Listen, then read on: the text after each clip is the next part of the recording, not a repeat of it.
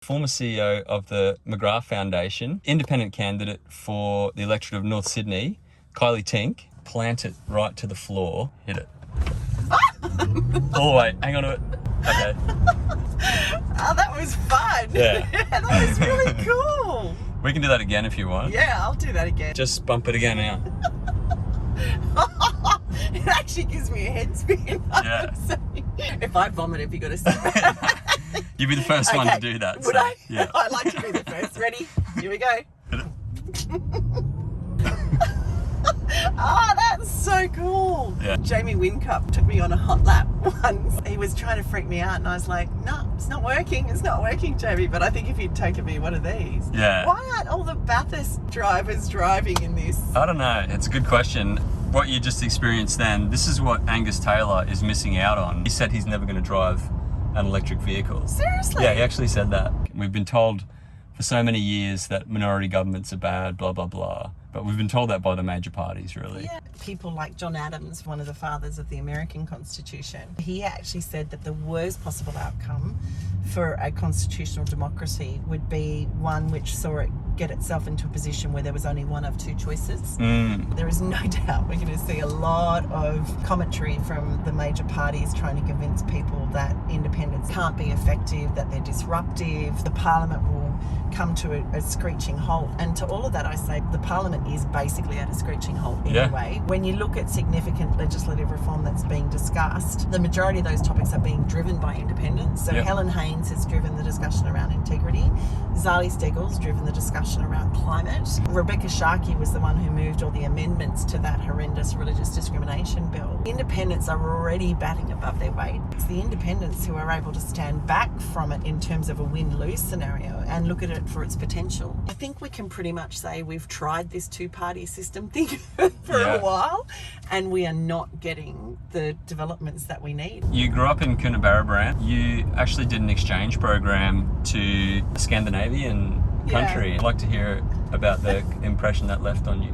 I mean, it was life-altering for me. Coonabarabran was my world and it was an amazing place to grow up in, and as I said before, I'm really grateful for it. I mean, the thing that amazed me about Finland, families in Finland, when you're having a baby in Finland, everything that you could need for that child is delivered to you in a box at your front door before the baby's even born. So years supply worth of nappies, the pram. The way that the box is constructed is that actually the box is in the right shape and form that families can use it as a bassinet. There's just no dramas in having a child in Finland because you know right from the get-go that social structure is in place. You're going to be supported. Gender balance is really, really healthy. You know, so dad is just as likely to stay home as mum is. Paternity leaves are equal and fair, and there's universal access to early childhood and education. Everybody starts from a very equal footing, so it's pretty amazing. Had the opportunity to meet current Secretary General of NATO, Jens Stoltenberg. Wow. But he was also Prime Minister of Norway for 10 years. For the families policy in Norway, paternal leave and free childcare and after school free care, blah, blah, blah, all this kind of stuff. Stoltenberg said that the difference in female participation in the workforce between Norway and Italy, who doesn't have that policy, it's like 3 or 4% or something like that, right? Jens Stoltenberg said that 3 or 4% increase in female participation in the workforce is worth more to the Norwegian economy than the entire Norwegian oil industry. Oh wow, that's really cool. We have quite fundamental issues here in Australia when it comes to workforce participation for women and gender pay gap. We're actually going backwards rather than going forward. We also have a larger percentage of people with like graduate qualifications are women. Yet when you look at the workforce participation of women in Australia, we've dropped from the top 20% down into the bottom. I think we've fallen from 12th to 50th in terms of the gender pay gap. And in workforce participation, we've fallen down to 70th. Our Prime Minister went to COP26. We still have Tony Abbott's carbon emissions targets. And he stands in front of the world and says this problem will not be fixed by governments, it'll be fixed by business. You know, the minds that are going to tackle this are not in this room. And then you get somebody like Michael Cannon-Brookes turning around and going, okay, Mr. Prime Minister, you know, I'm going to take you up on that offer. I'll buy that energy company for you. I'll work with its management. I'll get it transitioned. And what does our government do? turns around and says no. Yeah. Rather than, you know, hooray, this is exactly what we were hoping for and we're getting what we wanted. They turn around and stop it. I'm a mum, so I have a 19-year-old, a 17-year-old and a 14-year-old. For the last 2 years, I've actually been working with organisations that are specifically trying to help vulnerable young Australians, you know, who are really, they're doing it tough. The programs the organisations are doing are incredible. But you get to a point where the kids get picked up and back on their feet and ready to go. And yet you're still asking them to survive in a world where there are increasingly frequent and severe weather events, uncertainty around future food security, future water security. We're tackling it at the wrong end. Fundamentally at the heart, what do we need to be doing differently? Young people have so much anxiety about the future right now. A lot of that is obviously to do with the physical realities of climate change. But I think what's causing even more anxiety than that is watching our leaders do nothing to stop it. 100%. Right? If at least our leaders were doing something and trying, I'm sure we would all get behind it, put our shoulder to the wheel, and it would alleviate a lot of that anxiety. But it's watching them do nothing that is the most gut-wrenching thing of all.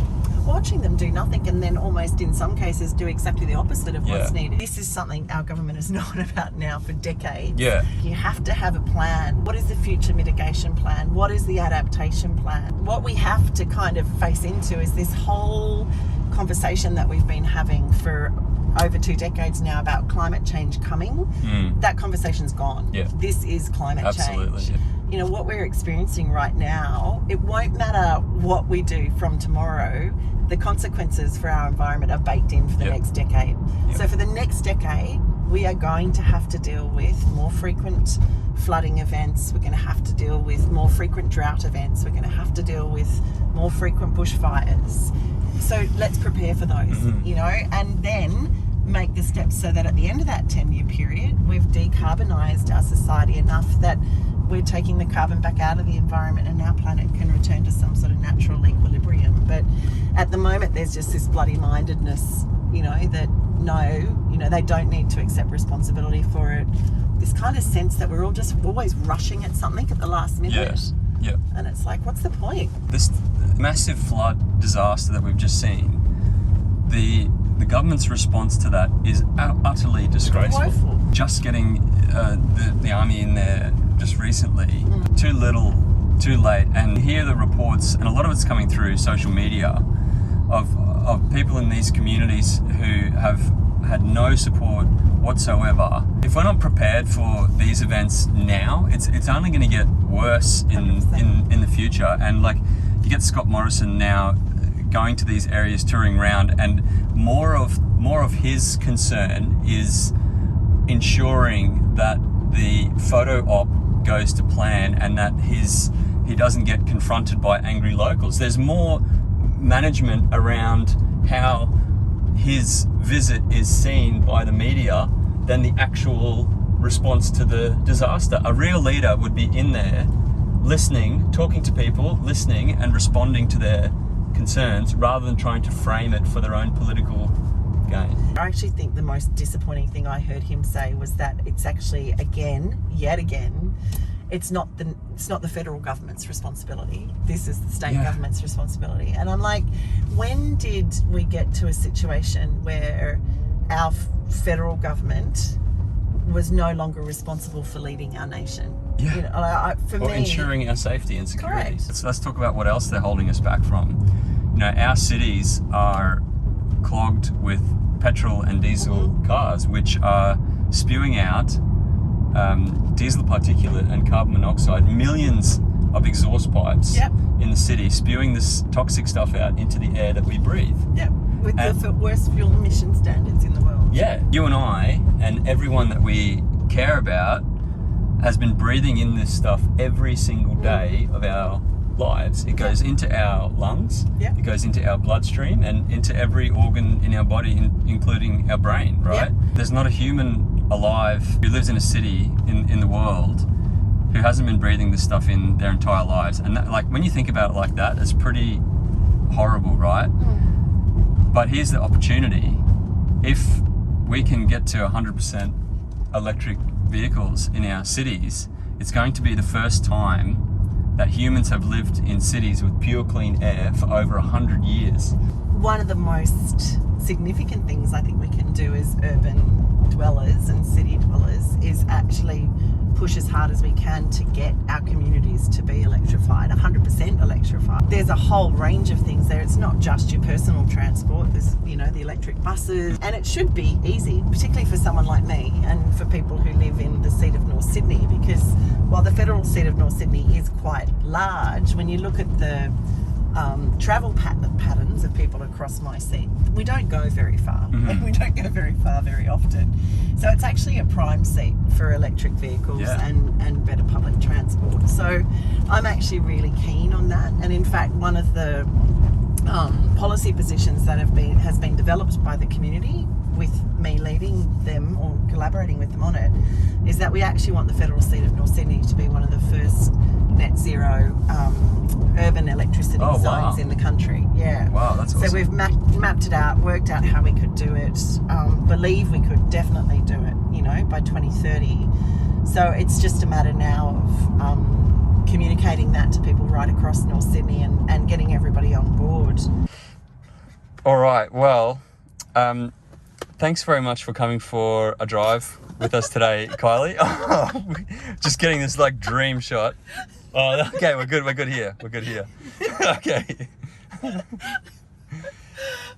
All right, that's a great shot. It's perfect. Thanks very much for coming for a drive with us today, Kylie. I've really enjoyed the conversation, and what a spectacular spot to finish on with the Sydney Harbour Bridge in the background. Dan, thank you for taking me for a drive.